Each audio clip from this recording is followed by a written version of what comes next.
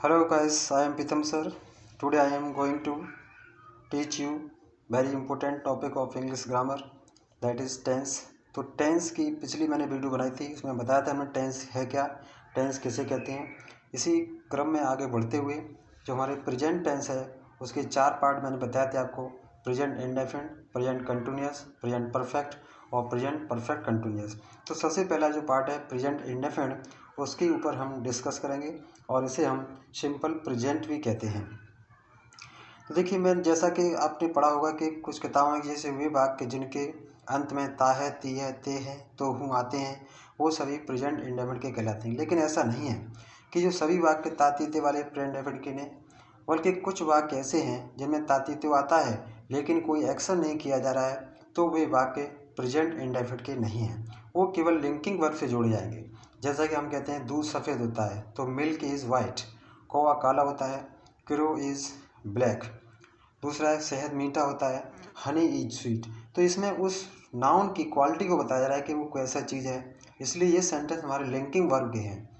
लेकिन वे सब सेंटेंस जिनके एक अंत में ताती ते आ रहा है, अगर उनमें कोई एक्शन किया जा रहा है तो वे ही वाक्य हमारे प्रेजेंट इंडेफिनिट के कहलाते हैं। आइए देखते हैं हम कि प्रेजेंट इंडेफिनिट है क्या।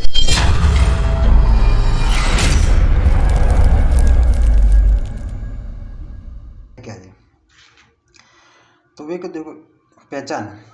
वे वाक्य जिनके अंत में ता है, ती है, ते हैं, तो है, तो हूँ आदि शब्द आते हैं, वे वाक्य हमारे प्रेजेंट इंडेफिनिट के कहलाते हैं।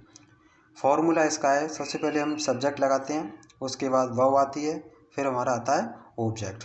लेकिन हिंदी में इसका उल्टा होता है। हिंदी में फिर सब्जेक्ट तो दोनों में बराबर आता है, लेकिन हिंदी में जो क्या है, दूसरे नंबर पर ऑब्जेक्ट आता है, तीसरे पे क्रिया आती है। लेकिन इंग्लिश में पहले हम सब्जेक्ट लगाते हैं, फिर वर्ब आती है, फिर ऑब्जेक्ट लगाते हैं।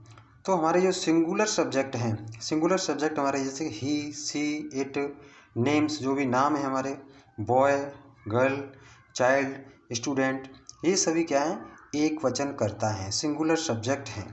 तो इनके साथ वर्ब की फर्स्ट फॉर्म में एस और ई एस जोड़ देते हैं।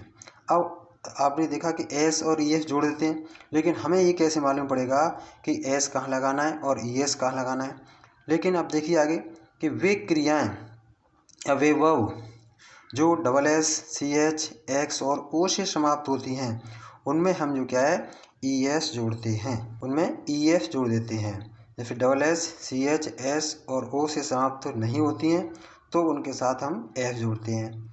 एग्जाम्पल्स देखिए, पहले सब्जेक्ट लगाना है हमें, फिर वर्ब की फर्स्ट फॉर्म में एस और ई एस जोड़ते हैं, फिर आएगा उसमें ऑब्जेक्ट। जैसे कविता रोज स्कूल जाती है, तो सब्जेक्ट हमारा क्या है, कविता कौन जाती है, कविता क्या काम करती है, वो जाती है।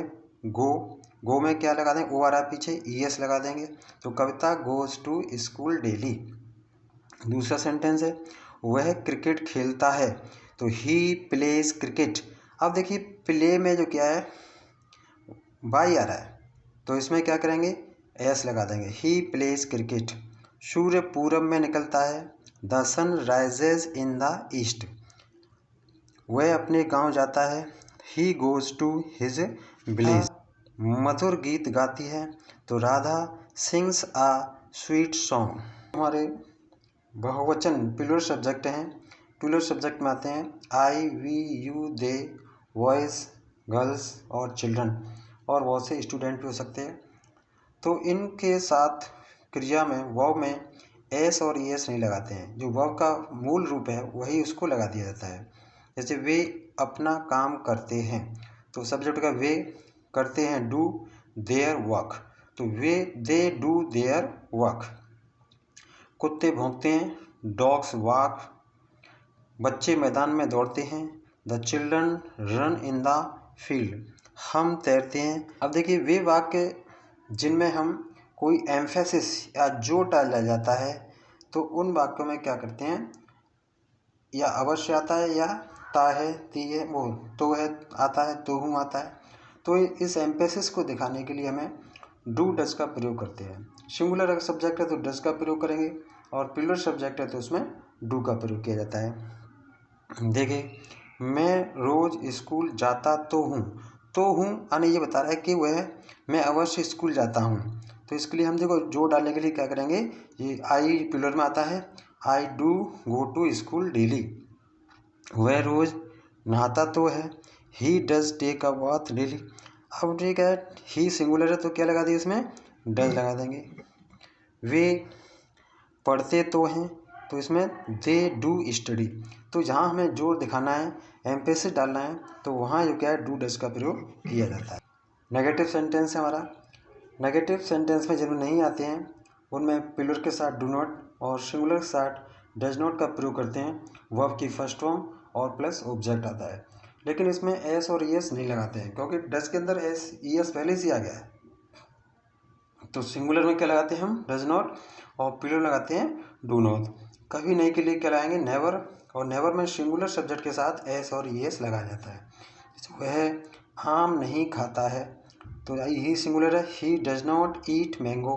वे स्कूल नहीं जाते हैं, they do not go to school.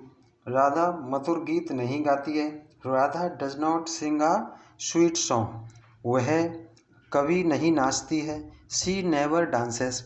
अब सी सिंगुलर है तो कभी नहीं आ रहा है, तो हमने क्या किया, एस और ईएस लगा दी, सी नेवर डांसेस। राम कभी झूठ नहीं बोलता है, तो राम नेवर टेल्स अ लाई, या ये भी कर सकते हैं, राम नेवर लाइज। वह कभी नहीं सोती है, सी नेवर, वो कभी नहीं रोती है, सी नेवर बीप्स। वाचक वाक्य, जब वाक्य क्या से प्रारंभ होता है और इसमें जो क्या है, उत्तर हाँ या ना में आता है। जैसे क्या तुम बाजार जाते हो, तो उत्तर क्या होगा, हाँ जाता है तो हाँ, और ना नहीं जाते तो नहीं, नो कहेंगे।